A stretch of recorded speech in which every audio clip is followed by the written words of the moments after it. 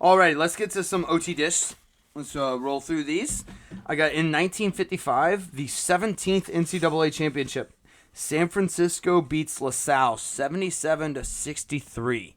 You know who was on that team? Who's that? That San Francisco team? A pasta dish? No, the San Francisco team. Oh, I thought you were talking about LaSalle. LaSalle does sound like a pasta dish. Yeah. It does. No, Bill Russell. He was named the most outstanding player. Whoa. We should go back to naming players the most outstanding players. I don't mind most valuable players like the MVP. The MOP doesn't sound as good. It sounds like you're calling him a mop. Mom, yeah. But I like the sound of most outstanding player better. The abbreviation is better with MVP. Yes. But the actual name and title is better with outstanding. Yes, most outstanding player. But yeah, Bill Russell, named most outstanding player, played for San Francisco. I didn't know that. I really didn't. I just knew he won a shit ton of championships with the Celtics. Yeah. So yeah, there you go. This is NCAA championship tournament time. So Of course.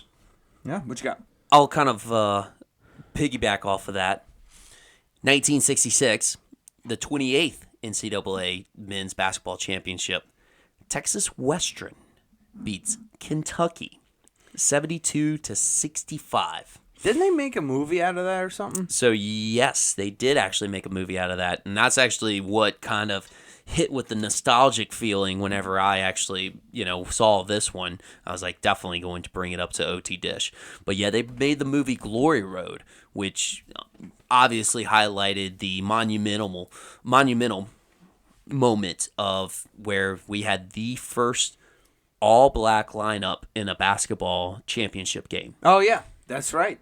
Starting lineup. It was actually it was a pretty good movie. It was a great movie. I liked the movie a lot. Yeah, it was really inspiring. One of the things I remember from that movie is it defined bad. Define bad? Yeah. Bad, yeah. Because bad is good. Bad is good. Yeah. Yeah. It was awesome. I was like, okay, all right, I know what bad means. Oh, yeah, exactly. But no, great movie. If you haven't seen it, go check it out. Go watch it. It really reflects the historical time at that time and like the monumental moment that was a breakthrough. It was especially like how they were just they were shit on.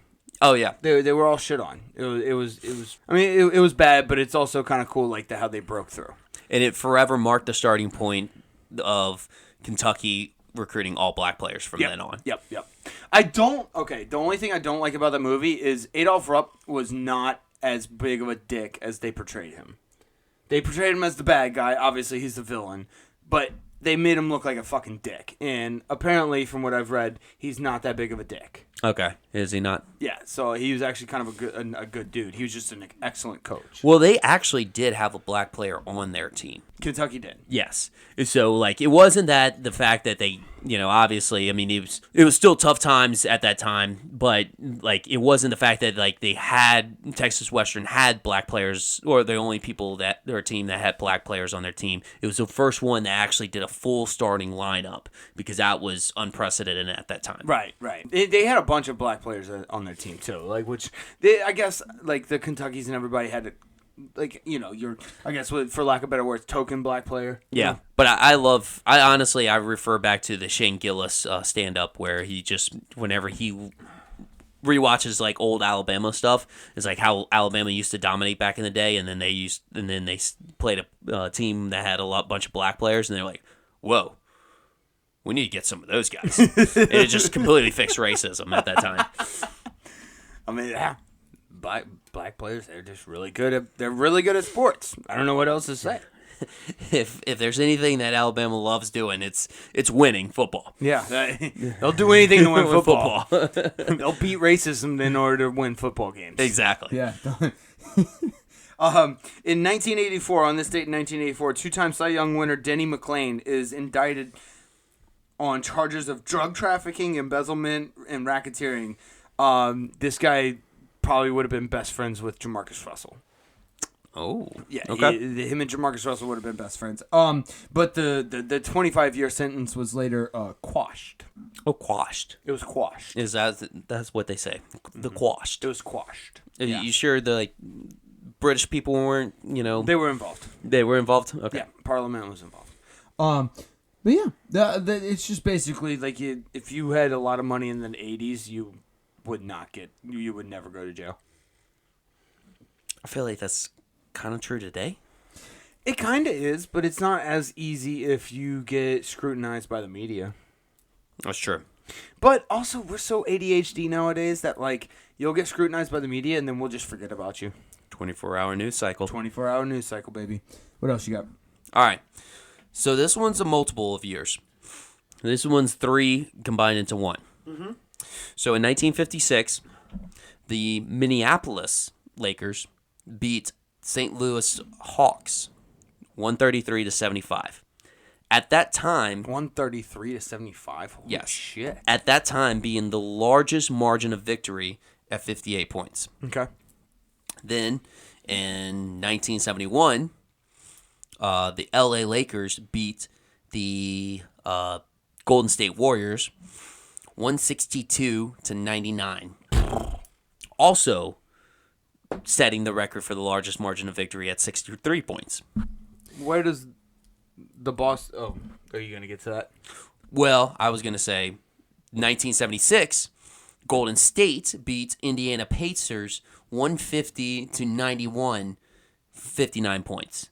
So 3 different years on the same date, March 19th, teams get blown out. Okay.